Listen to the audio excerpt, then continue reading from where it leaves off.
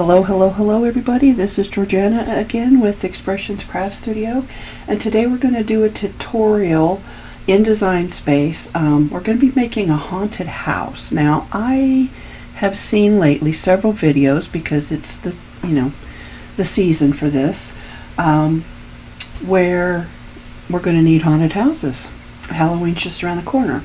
So I'm going to start by taking some of the basic shapes, the free basic shapes, and just adding them to my canvas. And this house is going to be a little wonky. It's a die set that somebody puts out, I think is what I've seen, but I don't remember who it is. Just one of the YouTubers, well, I've seen several YouTubers using it, so I'm just going to kind of try to create something a little bit wonky and, more scary instead of the standard house that I did the other day. So I've got my shapes loaded in. I'm just changing the color to something that's a little bit more appealing to me. I've changed the color of my background. I could have worked on white, but I didn't know how far I was going to take this tutorial, and I didn't want to have to change everything later.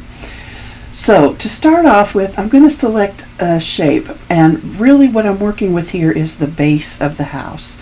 The roof line's going to be similar to what this shape already is, except I want it to extend past the upper edges of the house. So I'm going to find a piece to cut that, and actually I think I end up using this shape here for the roof because I like the flat part on it, and you'll see why eventually.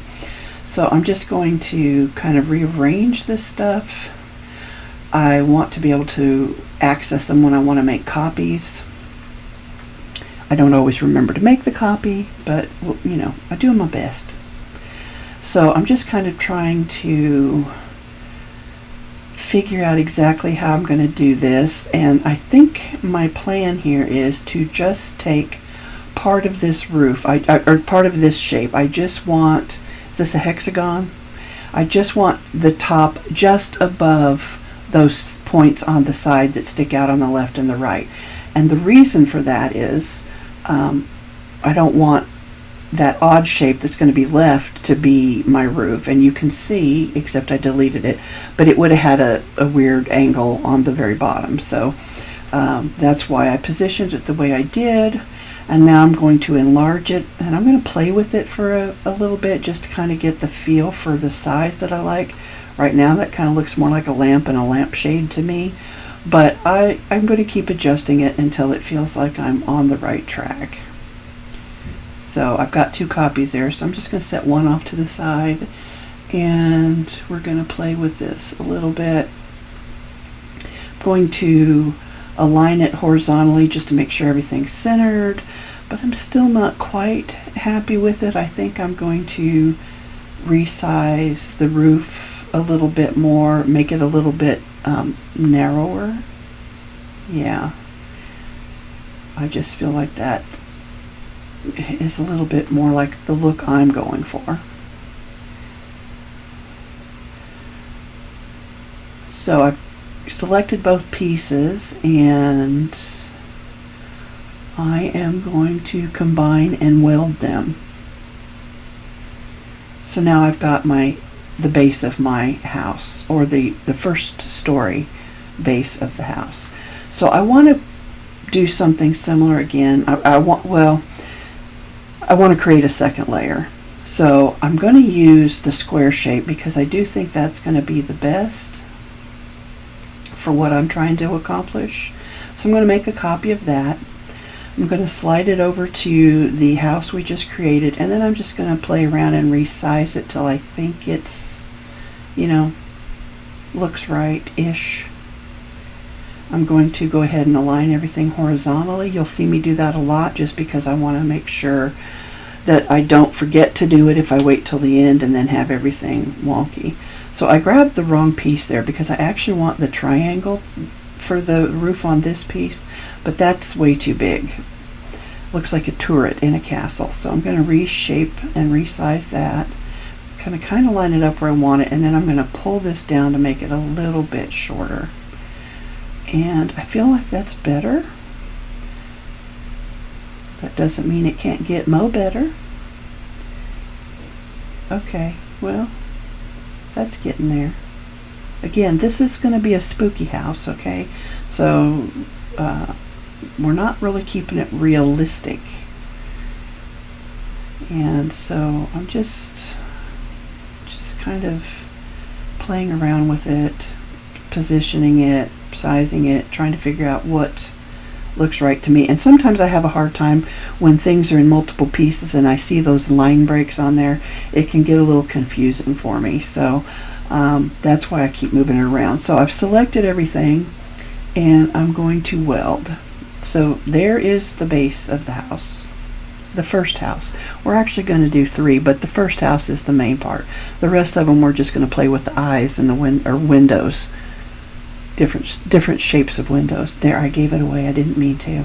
So I forgot. I should have made a copy of that first story roof because I want to layer that with a different piece of cardstock. So I'm just kind of trying to get it lined up and reshaped and sized. I do end up playing with it more a little bit later just to make it more accurate. It's okay if it's a little bit bigger because it's going to cover it up, but you definitely don't want it to be smaller than the base layer. So that looks pretty good. And I'm going to weld some stuff there together. I'm not sure what I'm welding. Okay, so that's the base of the house again. So I welded the second story to the first story. I want to keep this roof separate, and I'm changing the colors on both of these just so I don't get confused, because I do confuse myself a lot a lot more now than I ever used to. And some people would argue that I was always very confused. So there you have it. Alright, so that's looking pretty good, but I can see I'm still playing with that roof line there. So I think we're to the point now where we're going to start adding our doors and windows. Yep, we're grabbing this for the door. I do need to flip it vertically because it is going the wrong way. Or rotate it 180 degrees. Take your pick. And I'm going to make that door darker orange. You can make it any color you want, and you'll see I'm going to give you some options later.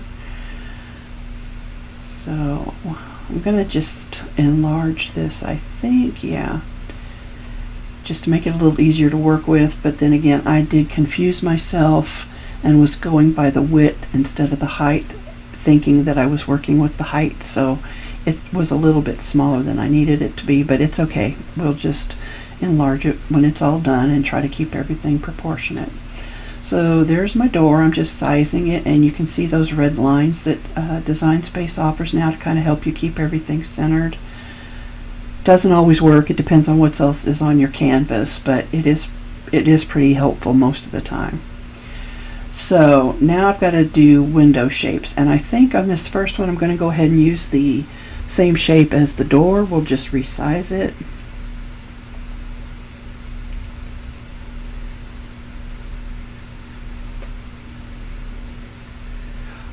Oh, actually I've moved on. I'm skipping the windows right now. Now I'm going to make the stovepipe. So what I've done is I've taken the pentagon, is that right? And I've got 2 of them, and I'm just making one smaller than the other because I want to create an outline. And then I'm going to cut away from the outline. So I'm still resizing it because I want it a little bit wider outline. And you could always, well, I was going to say you could do this with offset, but you're still not going to be able to achieve the look I'm going for. So there is, I've cut and sliced everything out, and this is what I'm going for. I'm going for a wonky stovepipe. So you'll see this here in a minute. I'm turning it thinking I needed to, and I could have left it that way. It would have looked all right, but that's really not what I was looking for. It just would have made it a little bit more, spooky. I don't know which is a better word, wonky or spooky. So I'm kind of trying to get an idea where I want to line it up, how I want to position it on that second story roof. And I'm looking at the angles of this piece because I'm trying to figure out how do I want to angle this coming out of that roof. And listen, you can do this any way you want. Now this is a tutorial. I'm showing you how I create some of these shapes when I need them or want them, or just am inspired to try to, recreate them.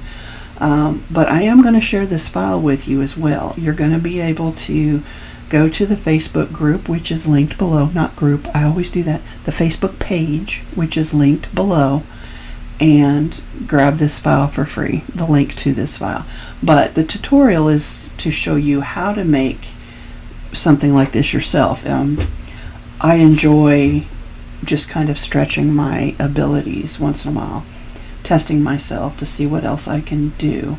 So I've got these two leftover hexagons, and I'm going to use them as erasers. I've talked about this many times before. I use these shapes as erasers to just help eliminate parts of a design that I no longer want. So my problem is, though, I'm at the very top of the canvas, and so I'm going to have to grab that house here in a second and move it down.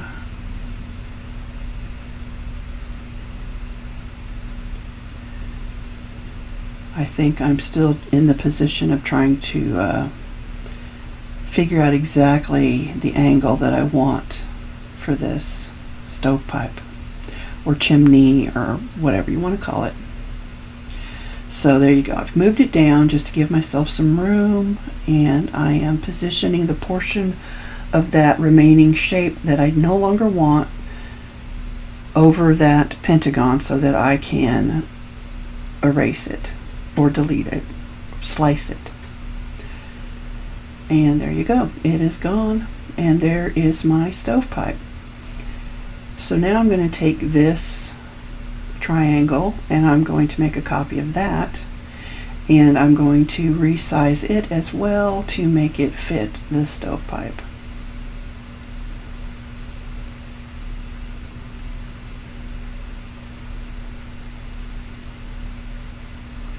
Now what I would do if I didn't already is I would probably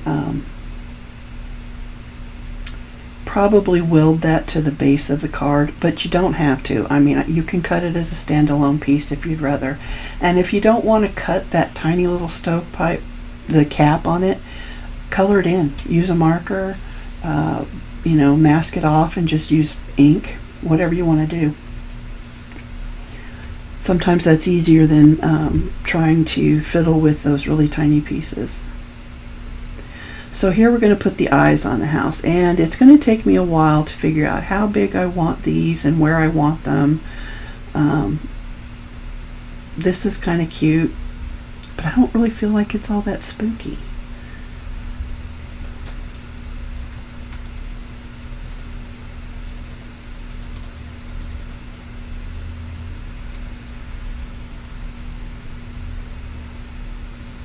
So I'm just positioning things. So I'm duplicating the door because I'm thinking this might make a good window too. Honestly, you can use whatever shape you want, guys. You could even put, I thought about putting fangs over the doorway, making it a little bit wider like a mouth, and putting some upside down triangles to make fangs. So it looks like the house is going to eat you. There's all kinds of things that you can do with this. So take it, play with it, make it your own. Please share.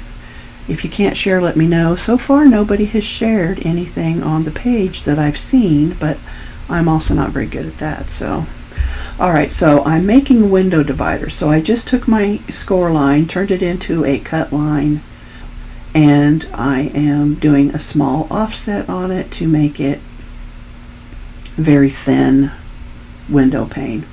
And here we go, we're going to change it to a cut line, and that's what I'm going to work with for more window panes. Now I'm making it the same color of the house as the house, just for ease and convenience for me, because again, I don't really want to deal with all these little bitty pieces.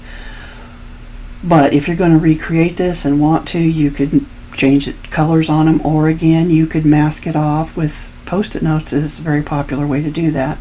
And just paint the panes a different color if you like. That is completely up to you. So I'm kind of just sizing it, figuring out what looks good over this window. And honestly, I could have made that window a little bit bigger, I think. But again, it's all personal preference. So I do go in at some point. There I just duplicated it and then I turned it 90 degrees to create the cross panes. But I do go in at some point and slice the windows and doors out. On the last house I made, I didn't do that. I just cut the pieces and glued them on. You can do it either way. If you decide you would rather cut them out and glue them on, you can contour them out of the card base. I like the idea of being able to use vellum behind there and then color it with alcohol markers. But again, so many options, and I'll say it again, I'll try to say it in every video probably. Use what you have. You don't have to go out and buy new supplies. I know there's a lot of people out there, and you know, props to them. They're doing their thing, but they're promoting products, and there's always new products, and there's always distributors or sellers who are wanting you to buy their products, and that's great. They're trying to make a living, support their families. I get it. But not all of us are in a position anymore, especially now, to be able to constantly go out and buy new things. And if you have a Cricut, you are in a fortunate position that you don't have to do that. You can create a lot of this stuff on your own, and that's what I want to show you. I want to be, and I'm thrilled to be able to show you how I would do it. I've always kind of been a do-it-myself kind of girl, a DIY person. I guess it's DIM if it's do-it-myself, but you get the idea. So if there's something in particular you want to see, I'll do my best to recreate it. If I can't recreate something, I feel like it's too complex, it won't cut out well, or it's just beyond my artistic abilities, I oftentimes, and I've said this many times, I default to Creative Fabrica because I can get my images, and again, my Cricut will print then cut them. I can resize them, I can flip them to go in a different direction. If I really need to, I can cut certain parts of them out. So that's my default if I'm looking for images, because again, I have stamps, I have dyes, I have inks, I have all of that, and I do enjoy using them, but I don't want to keep buying stuff. I don't have the room for it, and some of it I just don't enjoy as much as I thought I would. If I'm going to stamp something, I feel like I have to get my stamping platform out, and even though it's within reach, it bugs me. I don't know why. So, basically, I just want to encourage you to use what you have. I mean, I've got enough supplies in various mediums that I'll never have to buy another supply if I don't want to. If I ever manage to use up all my paper, I've got beadwork I can do. I've got sewing and an embroidery machine I can use. I've got clay I can work with. So, oftentimes I try to incorporate different mediums into this, same projects. It doesn't always work, and I get in a rut just like most people do, but it is possible. So what I'm doing now is I've created the crosshairs for the windows, and I've realized that even though I'm going to merge them to the house in the background, the base, they're a little bit long. A little too wide, a little too tall. I don't want them sticking out the side of the house. So I'm just cutting away a little bit from the length, and that's what I'm using this orange piece for. It's my eraser. So I'm going to do a little bit off the top, or off the two sides and the bottom, and then I'm going to take a look at it and see what I need to take off the top. And again, there is so many different ways to do this, guys. Really, you can, choose a method that works best for you, or that you're more comfortable doing, or that's easier for you to remember. So I've measured it against the window so I can kind of see how much I need to leave, because I do want to weld it to the base of the house. So we pull those out of the way, get rid of the erased pieces, and now my crosshair's been resized, and I can just position it over the window, make a copy of it, position it over the other window, and then weld both of those pieces to the card base.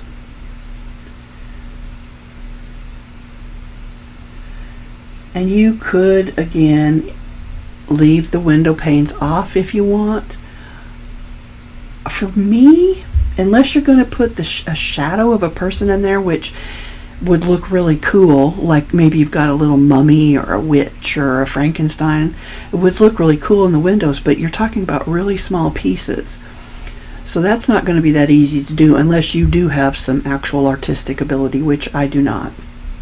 So I feel like the window panes make it more obvious that it's a window, but if you could put something spooky in the background, maybe you're working with vellum and you've got it a glow in the dark, and you can get a little silhouette of, you know, something, or even a cat. Now a cat might be doable, but again, it's going to be pretty small because the windows are pretty small if you're working on a standard 4 1/4 by 5 1/2 card. Now the bigger you go, the more options you have. If you bump that up to 5 by 7, which you can easily do with an 8 1/2 by 11, you will be able to have a little bit more flexibility in that option of putting something, a silhouette of some kind, in the windows. So it's just another idea, something to keep in mind. It really depends on you, how much work you want to put into it, how comfortable you are accessing the options that are available to you.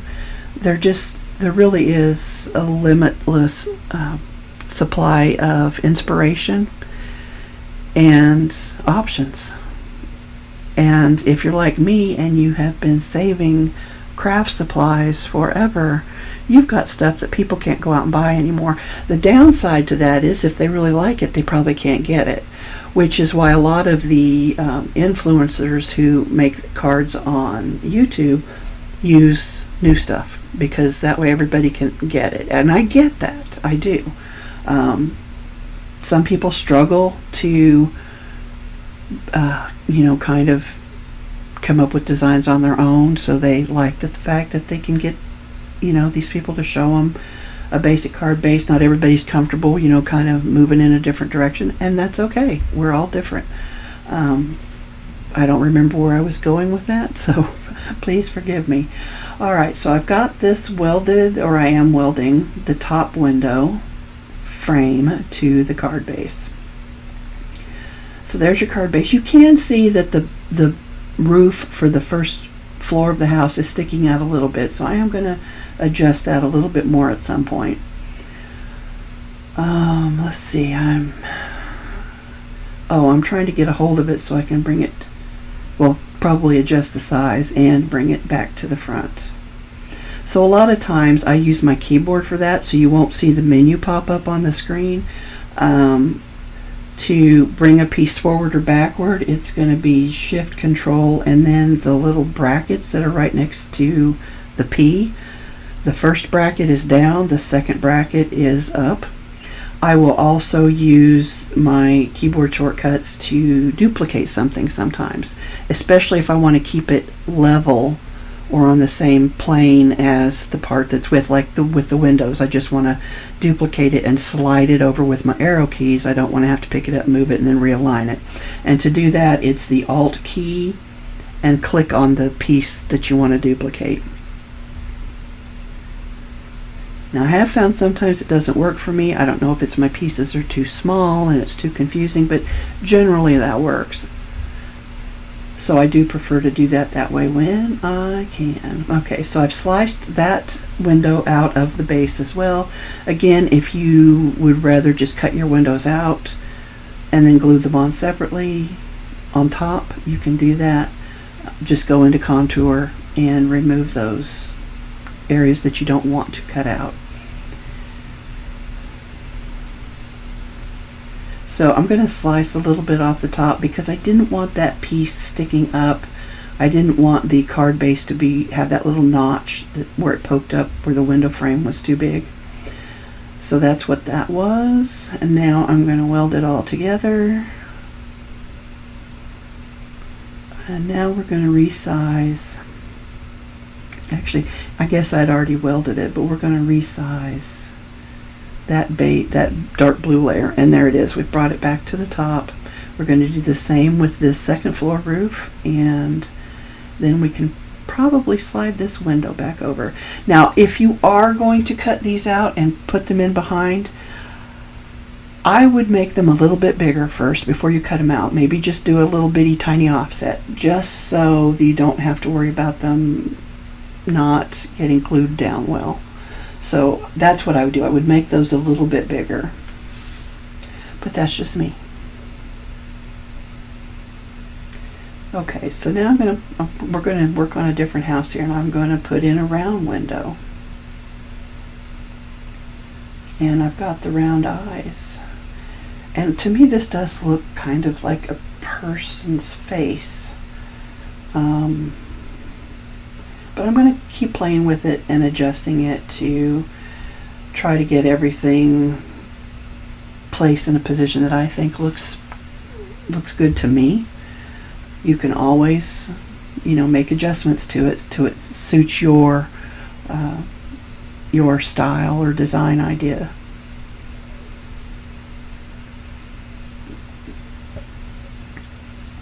I did think they needed to be a little bit bigger, but then they were too far apart.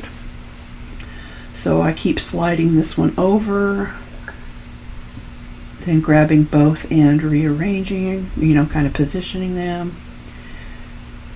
And I could make them just a tiny bit bigger, but I don't think that looks bad. So I'm going to align everything horizontally, the door, the card base, the windows, and that looks good. That almost looks like an owl, or maybe the Tin Man from The Wizard of Oz. I'm not sure. So you could do the same thing with the window panes if you want. I think I'm just going to leave them on this one, but you've seen how to do it now. And I am looking for some new shapes. So now I'm thinking I want something that looks a little scarier, that has like scary Halloween eyes. So I'm looking for a paisley shape.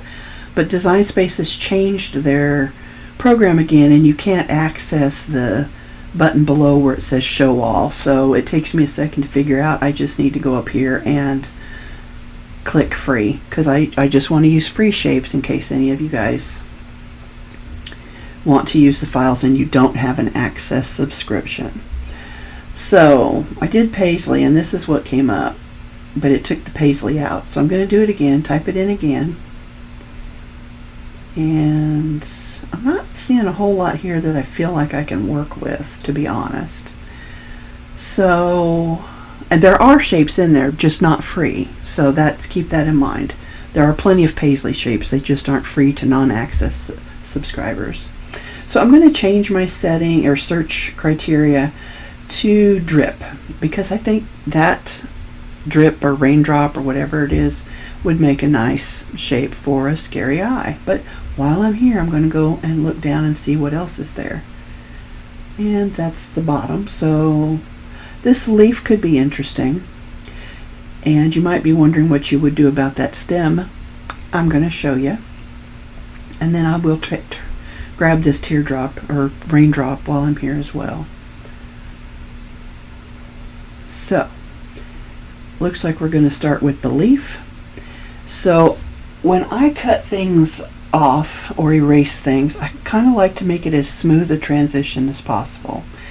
And so because the bottom of this leaf is rounded, I'm looking for a rounded eraser, and there isn't one, so I'm going to have to make one. So I'm going to stretch this second circle out to make a little bit of like a moon shape here that I hope will fit the bottom of this leaf. It doesn't fit it well enough to suit me, so I'm going to try something different here in a second. And sometimes you just have to be willing to try different things. If the first thing doesn't work, slow down, think about it for a second, and try something different. So I'm going to end up using one of these cutaway pieces. I have to cut a little bit more off of it because I don't want it to cut into my leaf, but it is going to work. So I can already see it's fitting a lot better, the shape, the rounded bottom shape of that leaf. and I do need to take some of the top pieces away from that cutout. So I'm going to pull this back over and look, how much do I need to cut off? And I can cut off quite a bit because I'm really only working with the bottom of that cutout. So I'm going to enlarge my eraser. I'm going to position it over the piece I'm going to use to make my eraser. And there we go. So I'm just going to line that up, and I will stretch it out a little bit more because it is a little bit close to the leaf. I guess I shrunk it, I didn't stretch it. And I'm going to zoom in just to make it a little bit easier to see, and I'm just going to kind of push this down here to where I feel like it looks pretty good, and then we will slice it away from that leaf. So I'm tightening it up a little bit just to make sure it looks more natural and not such an abrupt, ending to the shape of the leaf. And now we're going to slice it. And I'm going to take away all the pieces I don't need. And there you go. It's not bad. I'm going to contour out the bottom of that stem. You could erase it out too if you want. It's not bad. By the time I turn it yellow, though, it looks a little bit like a lemon to me for some reason. I don't think it's just the color either. I think it's the shape. But it's interesting. It's different, and it's free. So, fun stuff, right? Well, it's fun for me. So, I'm just kind of playing with it, thinking about it. I need to angle it. Can I rotate it? I'm going to have to do it manually. That looks like a good angle. So I'm going to pull that up here. I'm going to move those round eyes out of the way, or actually I think I just sent them to the back. And I'm just going to kind of play with that. Now it wouldn't let me do my Alt click to copy it, even though I tried several times. So I'm going to have to end up using the duplicate button. But that's okay. Just takes me a second to figure out that it didn't work. So see, now I have to drag it. Well, what did I do to it? I must have deleted it accidentally, because I'm still trying to, I still don't have that second copy. I don't know what I did. So here we go. I'm going to drag it, flip it horizontally, and drag it over. So that's kind of spooky looking. And if you put a little black eye or like a lampshade down there to kind of imitate the iris of the eye, that could be kind of cool too. And that would be easy enough to cut. So there you go. It almost looks like an owl for some reason. That's what it reminds me of. I don't know why. So I'm looking for another shape. I've already done the raindrop. I've already done the paisley. So now I'm actually looking for eye, and eventually I'll look for cat eye. But I didn't really find anything a whole lot different when I did that. So I'm going to grab this because I like the shape of the eye in that mask. And here is some eyes that will look nice and spooky, so I'm going to grab those too. And then I'm going to change it to cat eye, and I don't really get anything that's a whole lot different. That might be a different pair of glasses up there, but otherwise not so much. So I'm going to resize this. Is this a Batman mask or just a masquerade mask? I'm not sure. But I like the shape of the cutouts for the eyes. So I'm going to have to jump through a couple steps here to get what I want, but it's really not that hard. So I'm resizing that roughly to where I think it will be about right for the house. And I'm not sure what I'm doing. Oh, I'm making another copy. So I'm going to move this down here to a cleaner area to work on. I'm going to take those off because we've already got one copy up there with them on, and just gonna kind of keep resizing. Now I ended up not having to spend as much time on that because I'm only going to use one side and then duplicate it, and then I can resize it at will. So now I'm grabbing something to create my shape once I use the mask as an eraser. And I'm just trying to figure out, what do I want? Oh, this piece looks good. And I probably won't be using it again, which is a good thing because I did not make a copy. So I'm going to change it to yellow so that I know it's eyes that I'm working on. That's for my benefit. That helps me remember what I'm doing. And again, I'm just playing with the size.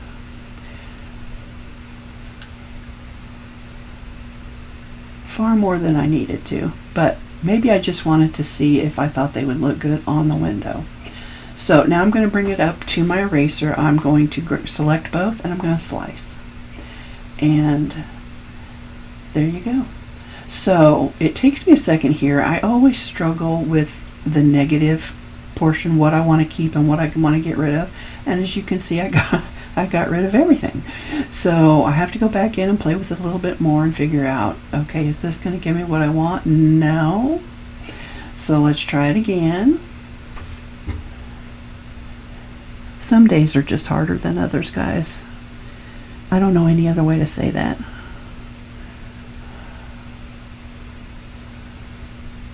Voila, we have it. So there's the eye. Now, obviously that looks weird going straight across like that. It needs to be angled and it needs to be resized. But that's cool, right? For a Halloween house, I think it's pretty cool. And we're going to make a copy and we're going to slide it over. So that time the Alt and click on it worked. Sometimes it does, sometimes it doesn't. But when it does work, it just allows me to slide that other piece over and they stay at the same height. I like it. I think that I might like something better. Like, look at this. Now I could just shrink that down, change the color and use that. But I thought, you know what? I think I can make that too. So I'm going to make a copy of this shape here. And I'm going to enlarge it just to make it easier to see. I'm going to make another copy and I'm going to spin it so that it's straight up and down. And it's going to let me, sometimes it does, sometimes it doesn't. But I do want it at right there. Okay, so then I'm going to bring it in here and I'm going to resize it till I think it looks good. Select them both and slice it out, and look, we just created that eye, that spooky Halloween eye or cat eye, whatever you want to call it. So all kinds of things you guys can do with this. And now let's see here, what am I doing now? I think I'm just going to pull most of this stuff up to the corner, left corner, so that I can just kind of hide all of it, because I think I'm pretty much done making stuff. I am going to group this one together and this one and then the first one. So I'm just cleaning up my canvas right now. I'm going to save all of this stuff. It is going to be hidden, but you can unhide it by clicking on the eye, and that way it's there if you want it, since it should all be free. I was very careful. Hopefully I got it right this time. If you want to play with any of that, you can. I'll leave it there for you. And I'll just group it together and hide it with that eye. And now we've just left with these three. The round eyes should be behind this guy in the top middle. I think I've got them grouped to get in there, but I think that that's where they are. You could always just remake those if you want to. So there you go, guys. We've got our 3 scary houses. You can do whatever you want with them. You can definitely resize them. You can change the colors. You can change the eye shape. You can make the windows square. I didn't even go with basic square windows. You could certainly do that. All kinds of fun options. So let me know what you think.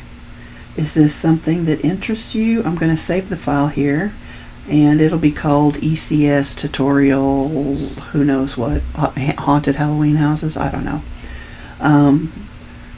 But again, you can grab this on the Facebook page, the link for it. So let me know what you think. Do you want to see more of this kind of stuff? Do you like it when I do the overdub, where I do the conversation after instead of just kind of yammer my way through the videos? I mean, I really would love your input, and I would love to know more of what you want to see. Like I said, some of this stuff is easier to make than others. Some of it I can do, some of it I can't, but I'm always happy to try. And I guess until next time, guys, that's it for today. I hope you have a happy crafty weekend.